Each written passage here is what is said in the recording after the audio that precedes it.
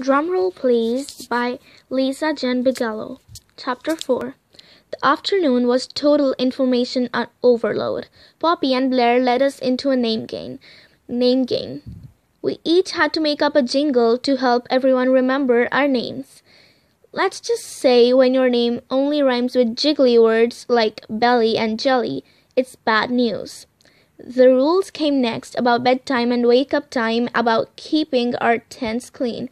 No feeding woodland creatures, not flushing non-flushable items down the toilets, not climbing trees, not setting things on fire except in the fire circle under adult supervision. I started to wonder what catastrophes had prompted someone to write these things down. It all seemed like common sense, but maybe common sense isn't all that common. Finally, it was time to go to the lodge for dinner.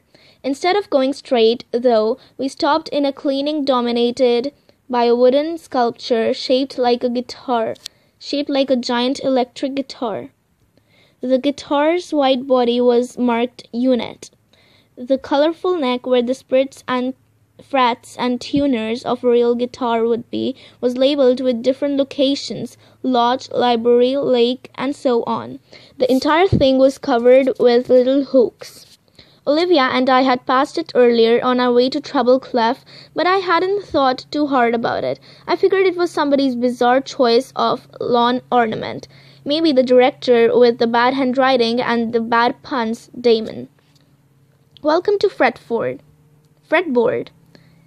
Poppy said. "As you've probably gathered, Camp Rockaway divides up campers by age. Treble Clef is the junior high girls unit, but we've also got units for high school and younger girls. Same goes for the boys." Blair jumped in. "The younger kids do most of their activities with their units, but you've got a lot more freedom. There are certain times we're expected to be in certain places, like meals, lights out, or band practice. Beyond that, it's up to you. You want to shoot hoops? Knock yourself out.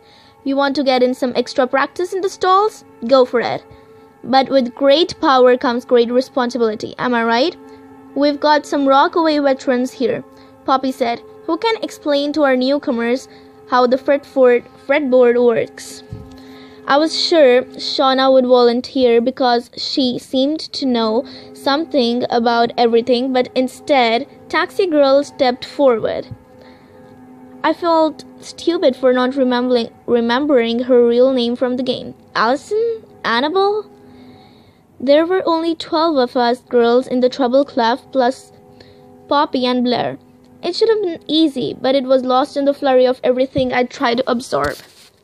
"Thanks, Adeline," Poppy said. "That's right, don't call me Madeline.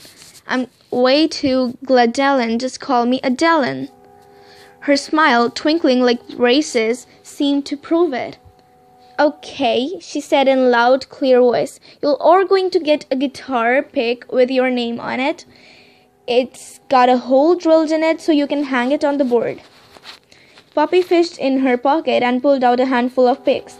"Our picks are yellow," she said. "The other units have other colors to set them apart." She gave me one with my name in extra fine point Sharpie. "So I've got my stick," Blair said. "How do I decide where to hang it?" "If you're with your unit, you can leave it on the body of the guitar where it says unit.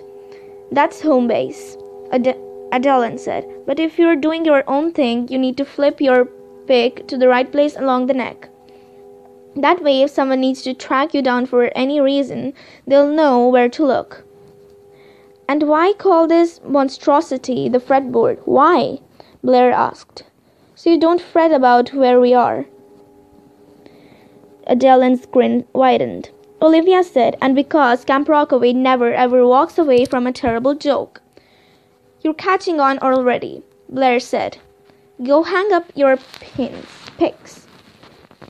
Dinner was hot dogs on the lawn outside the lodge, with all the usual things you eat with hot dogs: potato chips, pasta salad, watermelon, chocolate chip cookies. Adeline was already ahead of me in line. I noticed her taking her hot dog from a separate, smaller tray. When I got up there, I saw the tray was marked veggie. Apparently, vegetarianism went along with being into peace and love and killing fascists. I took a regular hot dog, feeling a little guilty and then feeling silly for feeling guilty. I'd never felt guilty about eating meat before. Was I afraid of what Adeline thought? Why should I care anyway?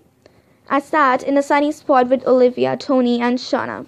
It looked like most people were sticking to their bunkmates. As we munched our hot dogs, Olivia asked, "So when do we get our band assignments?" "Right after breakfast tomorrow." "I don't think I can wait for that long," Olivia groaned. Shauna said, "The teachers get together tonight and compare notes." "How did they choose who goes with who?" Olivia asked, shifting closer to me. Not that we had any reason to be worried. We'd put on our applications that we were coming to camp together. As long as we had each other, it didn't matter who else we were put with. "Partly by instrument, of course," said Shauna. "Like each band gets a drummer. Except there's always way too many guitars. That's just a fact of life." "Tell me about it," Shauna said. "Oh, and there's always some random violinists and accordion players. They get sprinkled in at the end." "Accordion players?" Olivia asked. "It happens. It's also by your type of music," Tony said. "Like if I'm into Beyonce, they won't stick me with a bunch of Beach Boy wannabes." "Basically, band assignments determine your future at camp," Shauna said. "Whoever you end up with, you're going to spend a lot of time with them, which can totally rule or totally suck, depending." "What about how good you are?" I asked, nibbling nervously on my watermelon rind. "What if they put you in a band and you can't keep up?" Shauna and Tony looked at each other, obviously thinking, "Uh-oh, don't put me in a band with Melly." But Tony said, "I wouldn't worry about that. Damon tries really hard to keep Ronk away." "What's the word he uses, Shauna?" "Cooperative, not competitive," Shauna said. "It's true, Melly. The prodigies are up at the road at Interlochen. There's a lot of talent here, but it's more about having a good time than anything else, you know." "Right," Tony said. "The music stuff's great. Let's be real. I can't form a band anywhere, but I can't see the stars at home in Detroit burbs. I can't canoe on a lake. I can't make s'mores over a campfire." Her eyes shone. Olivia told Tony, "You ought to do ads for this place." She flashed her enormous grin. "Why, thank you. I often thought if music doesn't work out, I'll go into marketing." As dinner wound down, Damon stood on a folding chair outside the door of the lodge. He looked a little younger than my parents, with thinning strawberry blonde hair and a big beard. Tiny round glasses glinted over his pink cheeks. His Camp Rockaway t-shirt strained against his belly. He could be Santa Claus in another 50 years. "Good evening, rock stars," he bellowed. "Did you enjoy your meal?" An ear-splitting rock concert quality cheer, complete with hooting and whistling, rose from the lawn. If anyone hated hot dogs, they weren't going to spoil the mood by admitting it. "Fantastic. We've got a real treat for you first night at camp. Your staff is going to be working you hard the next couple of weeks, pushing you to your musical limits. But if you have played in a band before, you know it's not just about playing your instrument well. It's about working together. It's about give and take. That stuff isn't easy, and we know it." Damon paused and pushed his glasses above his nose. "That's why tonight we're gonna give you a demonstration of our skills, so you can see we're not talking out of our behinds. All of our staff are terrific musicians on their own, yet many of them met each other for the first time this summer. You'll get a sense of what can be accomplished in a short time if you go into this experience with dedication and an open mind. And of course, we hope you'll have a blast. Thank you, and welcome to Camp Rockaway." Damon stepped aside from his chair.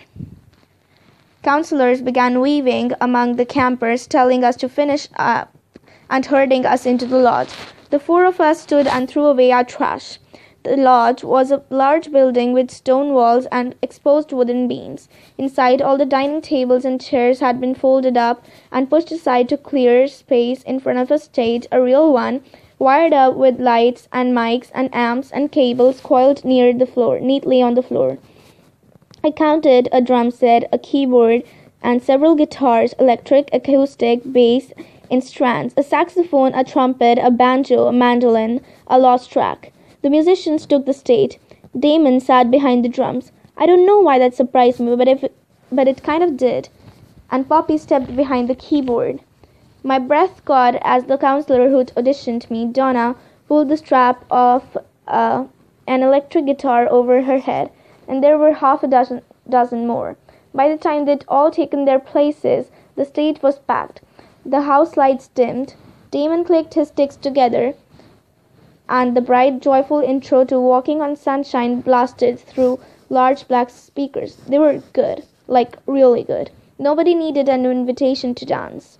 Well, I sort of bounced nervously, but the other crowd was so thick, boys and girls, little kids and teenagers and counselors all mixed together, it didn't really matter. A dopey smile hung off my face. Here we were, miles from the nearest gas station, the nearest grocery store, the nearest school or mall or anything at all, in the midst of a live rock show. You know why they do this, right? Shauna shouted as she whirled by. Damon said it's to prove the counselors practice what they preach. Olivia yelled back. That's the official line. But really, it's to wear us out so we sleep tonight. It was working. Looking back at the day, it was hard to believe that just this morning, Mom had informed me Dad was staying in Kalamazoo to hunt for an apartment instead of driving me to camp. I was suddenly exhausted and a little bit queasy. I was weird. Part of me wanted to obsess over the trouble at home. Part of me wanted to be miserable, to pick at the wound so it wouldn't have a prayer of scabbing over it. And the tireder I got, the bigger that part of me grew, and the harder I had to fight it. I was relieved when the music finally ended and the lights came back up. Olivia and I gathered around Poppy and Blair with the other girls from our unit and began the hike back to Trouble Cliff. Darkness hadn't fallen yet, but everything had turned smudgy. Smudgy trees, smudgy sky, the colors sucked out of the scenery until nothing was left but shades of gray. Our group bustled with leftover excitement, but the farther we walked into the woods, the quieter we got, as if the gentle blowing leaves were telling us, shh, shh, and we were listening. The buzz and hum of the afternoon had gone, but still my ears rang. I thought at first it was from the show, which had been loud enough that Mom would have run for her Excedrin, but no, it was different, chirping, trilling. I fell behind the rest of the group as I peered into the trees searching for the source. It's the frogs, someone said. I jumped, speaking of frogs, and felt ridiculous. It was the taxi girl, Adeline. 3 frogs and 3 toads, she said, and peepers down by the lake. There's crickets in there too. Probably, but mostly the frogs drown out everything else. I thought frags said ribbit. I said, that's just the Hollywood frog. When I laughed, Adeline said, I'm serious. I mean, it's really the Pacific tree frog. But that's what you always hear in the movies, because it lives right in Hollywood. Now, everyone thinks all the frogs say ribbit in America anyway. What do frogs say in other countries? I asked. I have no idea. I'm still trying to learn what all American frogs have to say. She laughed.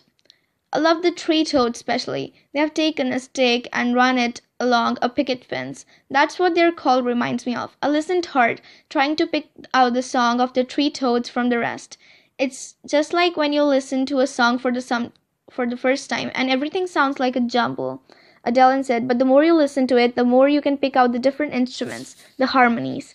It's different from what I'm used to, I said. Back home, you hear cicadas and traffic and kids playing in the street, sometimes a train. It's just a different song, Adeline said. Trust me, you'll fall in love with it. I was pretty sure it was already happening. Hey, Melly! Olivia had stopped on the path ahead. "You're going to get lost if you don't stick with the group. I heard a rumor there are bears in these woods." I called back, "It's okay, I'm with—" But Adeline was already jogging past Olivia to catch up with the others. Her white shirt faded in the deepening darkness. Everything okay?" Olivia asked, her eyebrows drawn together. "Of course," I said. "Adeline and I were just talking about—" I stopped. The next word should have been frogs, of course, but I didn't want to say it, maybe because it sounded stupid, and I didn't want to remember the conversation that way. It was just a couple of minutes long, but it felt like a big deal. Most people don't go out of their way to talk to shy people. Besides Olivia, I didn't really have many other friends, and those I did have I'd made slowly. Today had been a revolution.